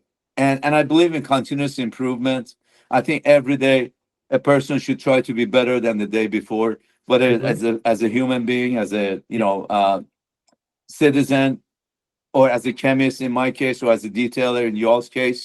We Yeah. we should try to be a little bit better each day, and that's what I truly believe is a continuous Absolutely. improvement. Yeah. And I apply that to every aspect of our business, from product manufacturing to from the formulation to the way we manufacture. You all might have noticed before we had caps on our bottles. Now we have sprayers on them with a shrink wrap. We spent almost a year and tens of thousands of dollars to get machinery and material to make it, because to put the spray on there, because half the time Amazon would ship our product and they wouldn't ship the sprayer. Even though we put a rubber band on it, they would Yeah. send the bottle, keep the sprayer to sell at another day, I guess. So our customers would call us and say, "Hey, you said they give us a one, review one, not because of the product, because Amazon didn't ship it, right?" And they complain, and we would ship them a free sprayer every week. We had multiple. So we Yeah. spent time and money to improve our Mhm. manufacturing process, and we haven't had a single customer complaint for a Yeah. sprayer, because Amazon doesn't have to put it together, which they don't. They don't have to think about it. They just grab it, throw it in a box, and ship it. Yeah. We had so many people complain. If you go on Amazon, look at the reviews for no rinse. It's all 5 star, but then on the 1 star, it says the product came without a cap. They're a bad company Yeah. because it fell off on the in the box, and the Amazon employees wouldn't pick it up, put the cap on. They just ship it without a cap, and we got the black eye for it. Yeah. So now we put adhesive on the cap. The cap doesn't fall off. They have to really twist it to get it off, Yeah. and with no more one stars, everything's 5 star, because now it's about the product performance, not the bottle missing a cap. Yeah. So it's a constantly we look at, and we appreciate the criticism. To me, criticism means room for improvement. So when they Right. tell me, when my buddy Marcin from Poland in Mhm. 2023 said, "There's another compound that works better than yours. Try it." And I bought the bottle. We don't say mention who it was or what. I bought a bottle here. We put it to get tested against Mhm. the competitor, and he was right, absolutely correct, right on the money. And I went in the lab and I spent 6 months and came up with a formula that outperforms any product, hands down. Yeah. You cannot put another compound next to it and tell me it cuts better and finishes better. And you use less product. With our Yeah. hyper compound, you can get 20 cars. You can compound at Mhm. least 10 cars, maybe 20, with one Yeah. 17-ounce bottle. With a paste Yeah. polish, if you're lucky, you get 4 cars out of a 32-ounce. And ours is 17-ounce. Yeah. So my customer is getting the best bang for the buck. They're getting they're getting pennies per car. When they use Yep. Norris, they spend 30 cents a car. And if they use it as a glass cleaner, they spend maybe 2 cents per Mhm. car on their Yep. glass cleaner. We are Yeah. giving the most performance at the least price. Best bang Right. for the buck. Yeah. Okay, that's our goal. That's great. With Tug's question, kind of a side question, or maybe another way of, because I'm curious about the industry, where it's come from, where it's going. It seems right now there's just in general with social media in every industry that you can see there, we're just like moving at a really fast pace, Mhm. and I'm concerned we might move too fast in the wrong direction. Not us, but the detailing world. What are some things that we're doing that are helping people stay on course? And that's from products and chemicals. I mean, we've already discussed why it's so important to utilize the technology that you've brought into the world. And maybe you can talk about that from a product or even just a process or technique kind of lane. But the other question too is it's kind of tied into, you were able to make these products, which are great, but also create an incredible company to handle the growth that comes with bringing all of these products to market, customer service, having to move and grow as you're growing. I mean, you got to, a larger space, whatever it took. As we're moving in a direction, maybe as detailing business owners, how do we make sure that we're staying on the right course and that we're providing the best experience and results for our customers as we, we're as personally as a business owner, I'm trying to think what are things I can do to add value to my customer base, whether that's tint or glass crack repair, paint chip filling. We're always trying to add for our customers. How do we add things without having to add all the wrong things and getting busy doing things that we shouldn't be spending time doing? Yeah. Well, I have to disagree on your first part of the question. When you say the market is starting to move faster and faster, and the life cycle of products is getting shorter and shorter, I have to disagree on that one, Jacob, because what we're seeing is the opposite. We see that every time people start using our products, when they use one of our products like No Rings, they say, wow, if this works so well, let me try this other product and this other product, and they become part of our family, and they stop using other brands. Let me say two things. There are 20 almost rinseless washes out there since 2019 that they started, copying our product. We still own 80% of the market share on Amazon. All these 20 products amount to 20% of the market share. And when you read the reviews on Amazon, please, if you get free time, look at some of the reviews. People say this product is from black magic or from outer space, or UFOs must have brought it here, because it didn't make sense to me that this product would do what it does, and it does that and more, and better than what I ever imagined. Every review on Norris is like, people are wowed and puzzled. How can the product work like this and it's so, and what we're trying to do is make it easier for you guys as detailers and for the individuals as a customer by taking the guesswork out. And I see that Opti-Coat products that you have behind you, and that's the other thing that you guys are doing. You're selling your customer these products so that they don't have, they always say, how do I maintain my car?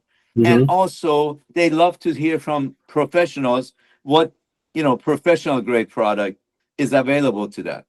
And when you sell them that product, you take the guesswork out. You take their you're doing them a favor, because they don't have to go look through internet and look at thousands of products and thousands of reviews to figure what they need. You're giving them a product exactly they need and does better than any product out there. And for the money they're spending, they're getting hell of a great deal. So thanks for selling them and offering it to your customers. We appreciate that you're doing it, and your customers appreciate you doing that. And you're also getting, selling at a profit. So that helps the bottom line too.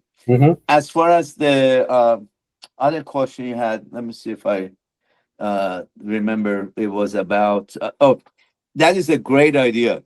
You guys want to be, as part of continuous improvement, you want to add new services. You want to be able to do PPF. You want to be able to do window tint. You want to be able to do eventually maybe door dings. If you feel up to it, that's a lot more a stressful job. I've seen, buddy. I mean, your eyes go cross-eyed when you're trying to look for the lines in your. I don't know. I wouldn't be able to do that. But we offer training for window tint right now. We are going to be offering training for PPF pretty soon. Don is becoming a master trainer. He's a master trainer for window tint. We take the guesswork out. We are selling the best window tint under Opti-Coat brand. We're selling the best PPF on the Opti-Coat brand. So you don't have to go look for a brand. You come get training here in our facility, and you buy the film, and you make huge profits on it. So a ticket that's right now can be $1,000 to $4,000 it becomes $10,000 when you add PPF to it. Window tint, the profit is not as high, but it takes care of your customer. So your customers want one-stop Right. shop. When I go Exactly. someplace, I don't want to go to 3 different places to get 3 different things. I want to go one place. So once you start offering window tint, you're going to keep the more customers happy. When you offer PPF, you're going to add more happy customers to your group, and your tickets will go up. You'd be doing well over 100K a year if you add those to your business. Yeah. So yes, as part of continuous improvement that I said earlier, you guys need to add more things and learn more. Learn about the products and educate your customers. So again, part of continuous improvement, improve your knowledge, improve your offerings, improve your business. All go hand in hand. Improve your life. Yeah. It all goes hand in hand. Yep. I hope that answers your Absolutely. question. That's great. Yeah, and I think people will be relieved to hear that we're heading in the right direction as an industry as a whole. And as an end user, the end customer doesn't have to work with petroleum solvents and abrasive products.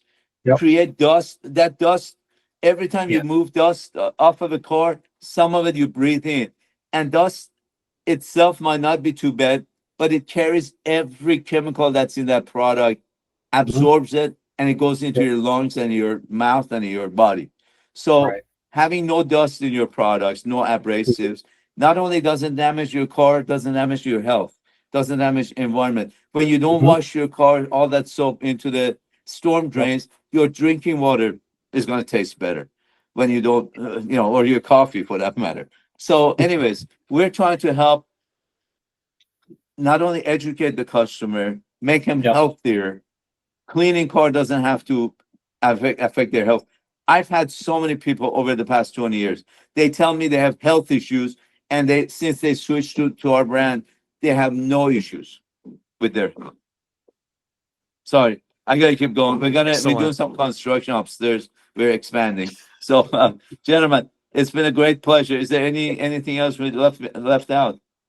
Want to thank you for being on, and it's definitely a great privilege to have you. It was a great pleasure being here. I appreciate what you all doing, spreading the message, spreading the word, and you're doing it on your own. We had no involvement, and I didn't even know about it till several podcasts that you all had done, and I've been going and watching them and enjoying them. Thank you so much for everything you guys do for Optimum and Opti-Coat. We appreciate it, and my hat's off to you.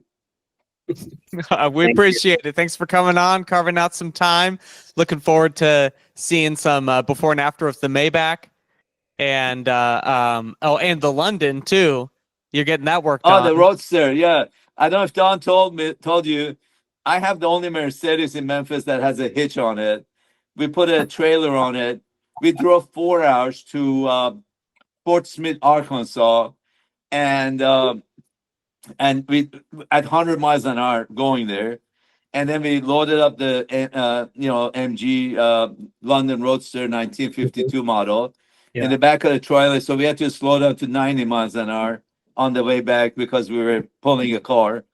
And we got back to Memphis. It was afterwards. We put it in the shop and left.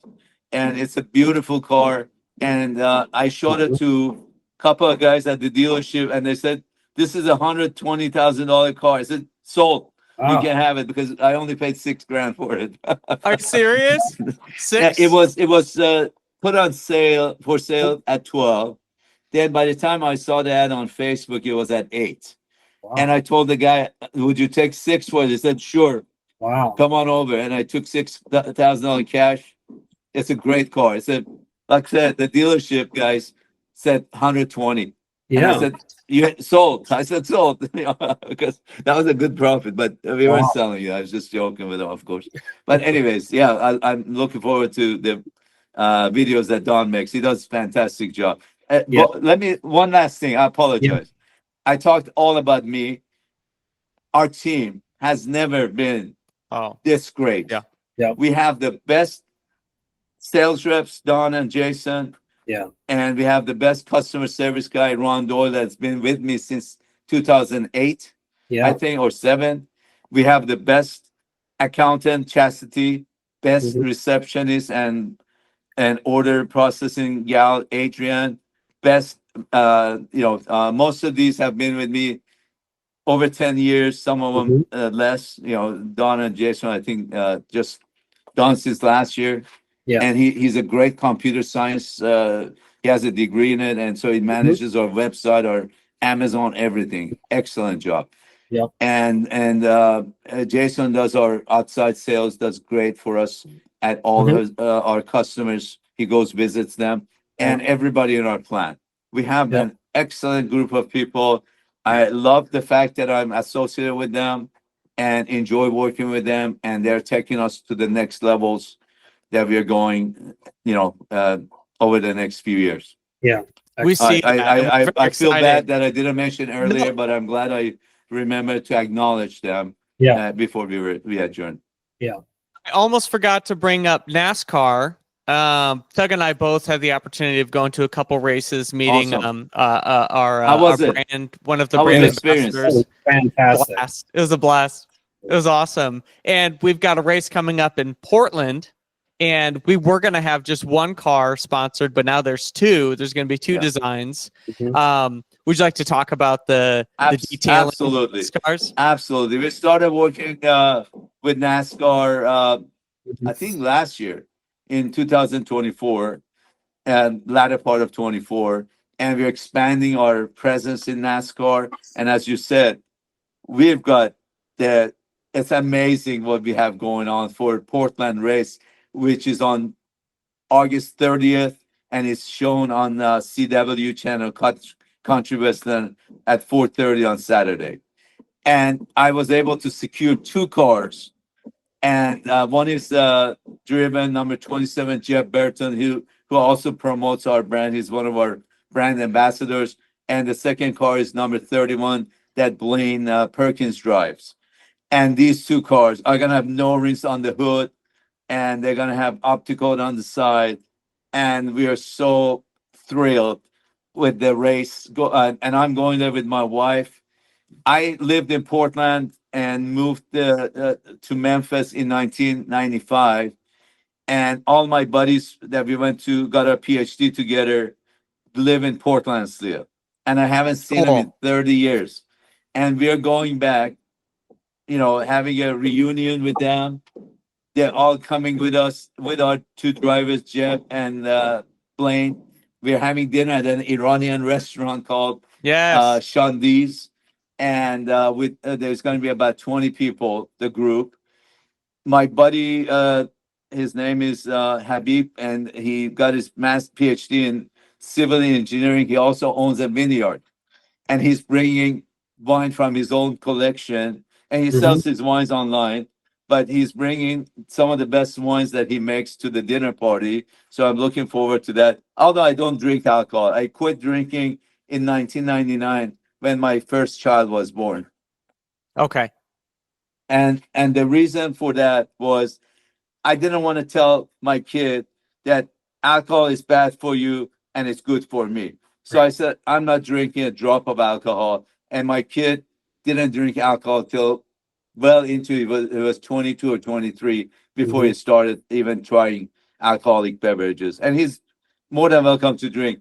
But I didn't want to go through that kind of lying, having a double Right. standard. So I quit drinking, and I'm so glad that I don't drink alcohol at all. And I told you earlier, I was a bartender at one time, selling beer and drinking beer and giving, we filled maybe 50 or 100 pitchers of beer each night. So, and Yeah. it's a tricky to fill up a pitcher and have the right amount of foam or head.